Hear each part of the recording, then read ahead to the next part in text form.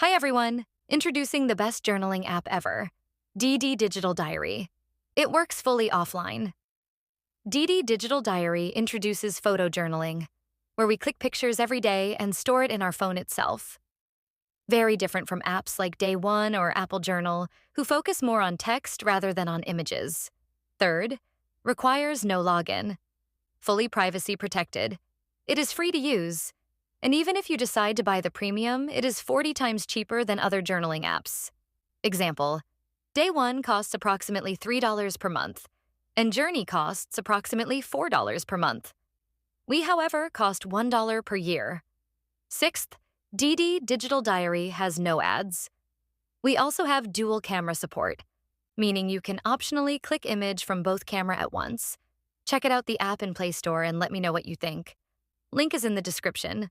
So write in the comments if you have ever come across any journaling app that is cheaper than DD Digital Diary.